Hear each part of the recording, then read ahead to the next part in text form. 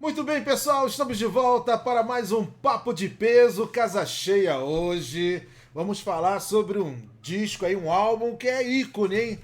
É, rapaz, 50 anos. Vamos falar de Zig Stardust, do nosso querido David Bowie. Mas antes, deixa eu cumprimentar e desejar aí boas-vindas. Deixa primeiramente, Alexandre, um tempão que a gente não conversa sobre Papo de Peso. Tudo bem, Alexandre? Como é que você tá, meu querido? Beleza, César. Muito obrigado aí pelo convite. Boa noite aí, Ricardo. Boa noite, Boa Altran. noite. Boa noite, pessoal que acompanha o canal. Boa noite. É o Trans Júnior, ele que se recuperando aí de uma Covid braba. Graças a Deus tá tudo bem. E aí, doutor Tran, tudo bem? Tudo bem, totalmente recuperado e um prazer voltando aqui ao nosso programa, falando de um álbum que com certeza é um dos mais icônicos aí da história do rock. É, vamos conversar bastante sobre isso. Ricardo Igreja, ele que tem o seu blog Um Cadinho de Songs. Ricardo, tem fofoca pra hoje? Não, até tem, né? Mas boa é muita história, né? Então a gente vai tentar resumir aí, porque o disco é o foco, né? Então vamos lá então. Ó, o álbum que foi lançado em julho de 1972. E eu vou começar a perguntar aqui para o nosso querido Outran, ele que lembrou de fazer o Papo de Peso com esse álbum. É a mistura de androginia, alienígena, rock and roll. Qual o limite, Outran, do personagem Zig Stardust para o artista David Bowie? Cara, o Zig Stardust, na verdade, né? Que o álbum se chama The Rise and Fall of Zig Stardust and the Spiders from Mars, né? Segundo o próprio Bowie, ele foi influenciado por um cantor britânico chamado Vince Taylor, que o cara deu uma pirada, né? Começou a achar que ele tinha contato com extraterrestres e tal. E o Bowie ficou assim meio que fascinado pela piração do cara e teve a ideia de criar essa história do Zig Stardust, né? O roqueiro andrógeno que tem contato com seres extraterrestres. E o álbum é um pouco conceitual, embora não seja assim conceitual ao pé da letra, mas conta basicamente a história do Zig Stardust e numa época em que o chamado glam rock, né, na Inglaterra, ele estava muito em voga e o Zig Stardust é um dos ápices do glam rock que mexia muito com essa questão da androginia, né, da Uhum. bissexualidade e tudo mais. E muitas pessoas dizem que foi assim um dos marcos do, do, do glam rock quando o David Bowie ele apareceu lá no Top of the Pops na Inglaterra cantando Starman. Isso influenciou muita gente, vários roqueiros posteriores, o pessoal do The Cure, o The Smiths, os irmãos Gallagher já falaram sobre o impacto que teve essa apresentação do Bowie lá no Top of the Pops. Alexandre, você teve influência, né? O que o Otran acabou de falar. Inclusive, o Def Leppard, ele comenta numa das músicas do álbum que ele lançou, se não me engano, foi o Hysteria, que ele lançou, comenta sobre isso, a música Rocket. Tem o nosso Marilyn Manson também faz menções. Isso foi na cultura popular, esse álbum fez vamos dizer assim, um grande estrago, né? Não, com certeza, pessoal. Esse foi icônico. Esse personagem aí que o Bowie criou, o Zig Stardust, ele teve uma enorme influência na criação de toda a cultura gótica, de toda essa cultura, de toda essa androgenia aí, como o Otan mencionou, Marilyn Manson. E tem até bandas menos, assim, que a gente não inesperadas. Outro dia eu recebi, eu nunca tinha reparado, até mesmo a faixa, não sei se vocês já viram, até mesmo a faixa Master of Puppets do Metallica, na parte instrumental tem uma homenagem a uma faixa do Bowie, que é uma passagem idêntica, assim, a uma das faixas do Bowie dos anos 70. Então, o Bowie exerceu muita influência. O cara foi um visionário. O cara sempre esteve à frente aí do seu tempo. O cara é um cara criador de tendências. Ele nunca seguiu nada. Ele criou as tendências que moldaram aí muitos comportamentos e muitos estilos musicais. Ricardo, tudo isso que falou aí, como é que foi a recepção desse álbum para você em particular? Então, eu acho que complementando aí o que o Otran falou, o Alexandre falou, para mim é assim, um disco assinatura do Bowie, né? Como você tem ali o Sgt. Pepper's, os Beatles, por exemplo. Muita gente pode dizer se não é o melhor disco do Bowie, de repente é o Hunky Dory, ou até mesmo lá o Heroes, né? Ou até mesmo Let's Dance, porque tem várias fases, né? Aquela fase New Romantic, a fase agora final também tem um disco espetacular, o Black Star, né? Mas é um disco icônico, no sentido de que trouxe realmente todas as influências que vocês disseram, trouxe ali sintetizou toda uma formação de um artista genial. O teatro kabuki, né, japonês, a questão da mímica, que ele, né, teve esse treinamento com a mímica também lá com um dos grandes na Inglaterra, o teatro, né, no palco, porque era uma coisa que o Alice Cooper fazia, tudo bem, mas ele transformou-se num alter ego andrógeno, essa coisa toda, que vem de 2001, até a roupa dele, né? Aquela bota de meia, né? Como chama, que é metade dela, né?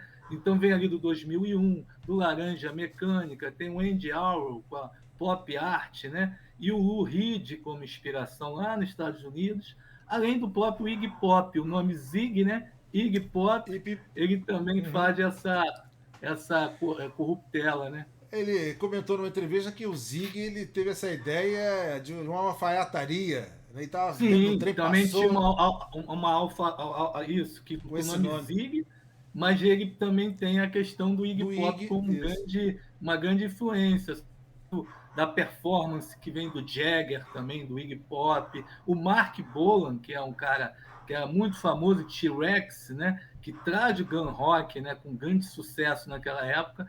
Então é a fase que ele sai do mod, daquele que tá meio perdido no começo, os 2 primeiros discos, tem o Space Oddity no segundo, mas é o cantor de um sucesso só, como é que fica?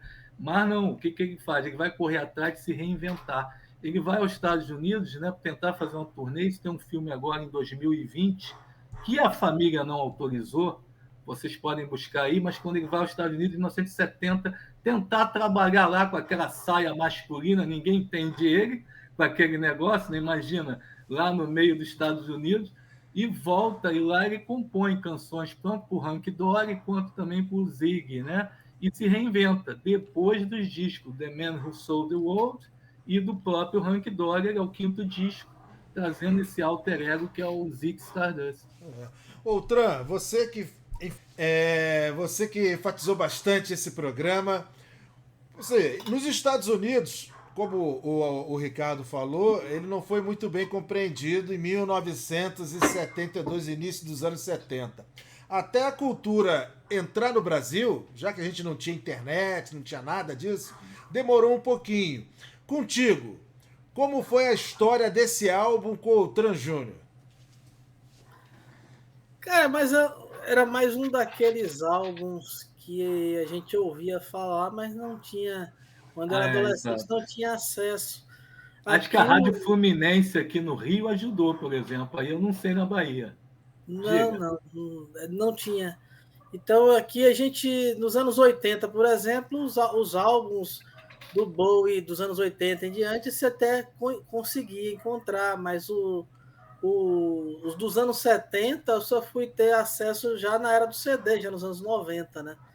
Que é aí que eu fui ouvir o Hunky Dory, o Zig Stardust, todos esses álbuns, né? E eu lembro que eu comprei, acho que um pack com 3 ou 4 dos anos 70 e eu vi, acho que tinha o The Man Who Sold the World, o Hunky Dory, o Zig Stardust e o Young Americans. E aí foi que eu fui ouvir esses álbuns, né? E claro, o impacto foi principalmente o Hunky Dory e o Zig Stardust foi assim sensacional. Eu ouvi pela primeira vez aquilo e compreender, né? e tirar da cabeça a versão do Nenhum de Nós, do Starman. Pelo amor de Deus. Aquilo ali. E a do Seu Jorge também. A do Seu Jorge. Original. Você ouviu primeiro o Astronauta de Mármore, né, outra? Exato. Tirar da cabeça o Astronauta de Mármore, né? Que There's a Starman virou sempre Star lá, né? Outra, eu posso só dar uma palavrinha? Aqui no Rio, a Rádio Fluminense, o César vai lembrar, eu acho que o Alexandre também ajudou muito, que a vinheta da Rádio Fluminense era Zig Stardust. Rádio Fluminense. Pô, aquilo me chamou a atenção pro Bowie, e nos anos 90 eu fui atrás, como o Outan também foi. Eu não sou dessa época do Ricardo, não sou mais jovem. E você, Alexandre, lembra disso? Rapaz, meu primeiro contato com o Bowie, eu sou de 1975, então quando eu era criança, adolescente, nos antigos programas de clipe mesmo dos anos 80, aquela fase mais pop dele, Modern Love, Dance, etc. A partir daí, realmente, que eu fui conhecer a importância dele na história da música e os trabalhos mais antigos, como, por exemplo, o Space Oddity, o Zig Stardust, o Young Americans, Hunky Dory e outros. Então eu conheci mesmo o Bowie através de uma coletânea que foi lançada ali no final dos anos 90, Changes. Lembro. Que englobava várias fases da carreira dele. Foi ali que eu me tornei fã do cara e comecei realmente a me aprofundar na discografia dele. Tá? E ele tem momentos assim excepcionais em toda a carreira, mas eu confesso que o que toca mais meu coração realmente é a chamada lá fase de Berlim, principalmente o Station to Station. Heroes, Roger, Hello, muito legal. Fase Berlim do David Bowie. Muito bem, tá na hora agora da gente falar, dar o destaque das 3 músicas desse álbum.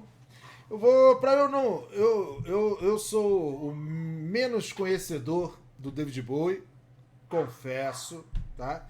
Então, para não sofrer influências dos 3, eu vou começar aqui, porque eu já tinha ouvido esse álbum, ouvi de novo essa semana, me preparando para o programa, logicamente, e eu vou aqui comentar destacar 3 músicas que eu gostei bastante.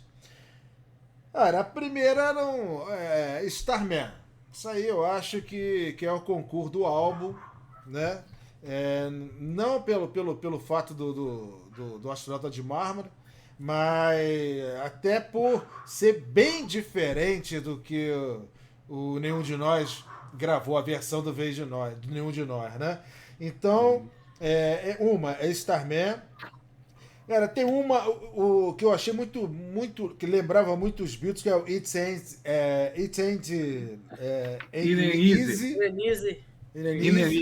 Easy.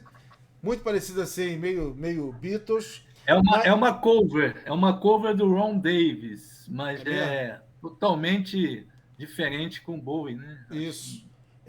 Agora, eu gostei bastante do Zig Stardust, da música título. A principal, faixa título. Entendeu? Isso aí não podia deixar de fora.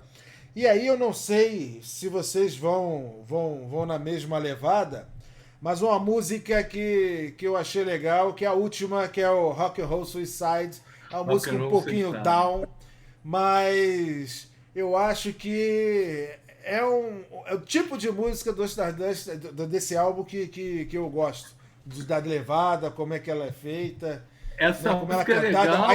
A interpretação do David Bowie nessa música é sensacional, cara. Vai crescendo, né? Os instrumentos, a voz, violão. E ela no final do último show, no Hammersmith Odeon, que esse DVD aqui até atrás, pelo Penny Baker, que filmou também Bob Dylan, entre outros, ele mata o personagem para a banda, inclusive a banda não sabia. Ele faz um discurso e diz: acabou, não vou fazer mais show. E a banda fica: peraí. Alexandre, vamos lá. Cara, é um álbum conceitual na sua gênese. Eu gosto muito, é mais subestimado, mas eu gosto muito da abertura com 5 Years. Muito bom. Eu acho que ela é realmente um prólogo muito interessante para toda a história ali do disco, tá? Eu não poderia deixar de mencionar, claro, a Starman, que evoca, claro, não só nossas memórias do Nenhum de Nós, mas a própria faixa original também é fantástica, como você disse, muito diferente do que ele vinha fazendo até o momento, todas aquelas nuances da música. E é um clássico que se perpetua até hoje. Então, Starman realmente tem lugar cativo hoje na história do rock. E eu gosto muito também, uma faixa que é um pouco polêmica, mas cai também no meu gosto, a Suffragette City, a penúltima. Sensacional, adoro. Também boa, também boa. Ela é, digamos, os detratores falam que é a melhor faixa que o Rolling Stones nunca gravou. Porque ela é totalmente do começo o refrão, a passagem do sax, tudo remete a Stones. Mas, cara, ela é muito legal, ela é muito envolvente, ela é muito dançante. Digamos. E essa faixa poderia fazer até parte do álbum Exile, que a gente fez o programa há pouco tempo. Exatamente. Exato. Né? Perfeito. Ricardo, quais suas 3? Então, vocês me roubaram 2 faixas, que era Suffragette City e Zig Stardust. Mas pode repetir, não tem problema nenhum, não. Mas então eu vou começar com uma inédita, que vocês não falam, que é Moon Age Daydream, que eu acho fantástica, Moon Age Daydream, que inclusive é título de um filme que vai sair agora, Festival de Cannes, aí parece, já teve indicação, que é um documentário de colagem sensacional da carreira do Bowie, que vai ter esse título, Moon Age Daydream, que é uma canção assim, ele já tinha gravado ela antes, em uma outra banda que teve, mas ele regravou com mais peso, tem um sax muito bem colocado ali, as guitarras do Mick Ronson estão funcionando muito bem, o solo é bem marcante na parte final da letra até, né? E ali você tem a apresentação dele messiânico mesmo, dessa coisa do Zig Stardust messiânico, e depois rima até com Zig Stardust, com a banda, como fosse a banda falando dele. Os fãs mataram ele que já é uma rima entre Zig Stardust e Moon Age Daydream. Já que vocês falaram dessas outras músicas, né, escolheram, eu vou escolher outra, então. Eu vou escolher Lady Star, do lado B, né, que é homenagem ao Mark Bolan, que falam do amor do Zig pelo mundo, né? Que ele começa com 5 Years, nessa coisa de o mundo vai acabar em 5 anos, não tem jeito. E ali ele já está mas tem alguma coisa boa no mundo, tem um amor, né? Essa coisa da androginia, ele faz essa homenagem ao Mark Bolan. E Hang On To Yourself, que é um protopunk. É um protopunk, antes do punk aparecer, ele se inspira muito ali no Iggy Pop, no Lou Reed. É uma música curtinha, mas tem uma influência de rockabilly, né? E é muito interessante. Para não repetir as duas que para mim são mais preferidas, que é Zig Stardust e Suffragette City. Bota essas outras duas. Tran, quais 3 músicas que você destacaria e mais alguma outra coisa que você queria destacar nesse álbum também, tá à vontade. A gente tem que lembrar da banda e principalmente do Mick Ronson, né? Que foi um guitarrista assim, fantástico, né? O trabalho dele com o Bowie tem que ser lembrado. Então, um dos caras também muito responsáveis aí pela sonoridade do álbum, né? O Mick Ronson. E em relação às faixas, não tem nada de diferente do que já foi falado aqui. Eu não vou falar da Starman, eu vou considerar ela assim, sabe, concurso, a faixa que não, essa não vale, mas pulando essas, minhas preferidas já foram faladas, seria a Moon Age Daydream, que eu gosto pra caramba, a faixa título, né, o Zig Stardust, e Suffragette City, que é uma faixa também que eu gosto pra caramba. Então acho que essas 3 assim, eu destacaria, mas o álbum é muito bom, né, não tem uma faixa assim ruim, você pode ouvir ele integralmente, o álbum realmente é um clássico do rock, né? Nessa fase aí dos anos 70, o Bowie lançava cada álbum assim que você parecia o Tran, ele coloca muito ali o folk rock, né, do disco, acho que é o anterior, Hunky Dory, com o peso do The Man Who Sold the World nesse disco, né? Você vê, tem até, como eu falei, um protopunk, e essa música Hang On To Yourself tem uma frase ali que eu acho que o Steve Jones, que é o ex-guitarrista do Sex Pistols, levou como é que diz assim, literalmente, que ele roubou os instrumentos do Bowie da banda durante o último show do Hammersmith Odeon, e ele roubou. Tem até um livro aqui que fala a frase do disco, que diz assim, né? Que fala para você, né? A amargura fica melhor em uma guitarra roubada. E o Steve Jones, que foi do Sex Pistols, roubou o equipamento da banda nos bastidores do último show que matou o Ziggy Stardust. Roubou a guitarra. A amargura fica melhor em uma guitarra roubada. Então tem tudo ali, né? Essa é a fofoca do dia. Muito bem. Alexandre, obrigado pela sua participação. É prazer vê-lo de novo. E estaremos em uma outra ocasião, com certeza, juntos aqui com mais um Papo de Peso. Valeu, galera. Ricardo, obrigado pela sua participação mais uma vez.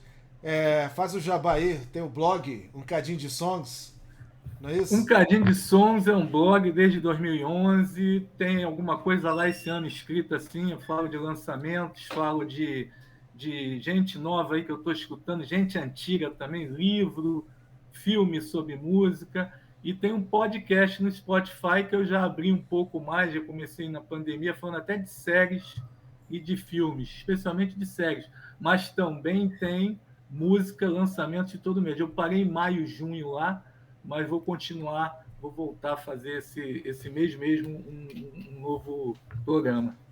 Obrigado. Ô, Tran, antes de você se despedir, mostra o álbum aí, né? Olha lá. Aqui um vinil.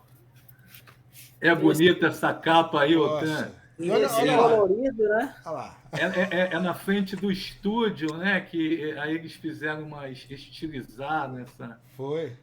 Essa. Cara, disco colorido, eu tinha a coleção do Discolino. Eram os compactos com as histórias depois diz que não é antigo, depois diz que não conhece a Rádio Fluminense. Era disco vermelho, amarelo, azul, verde, tudo quanto é cor.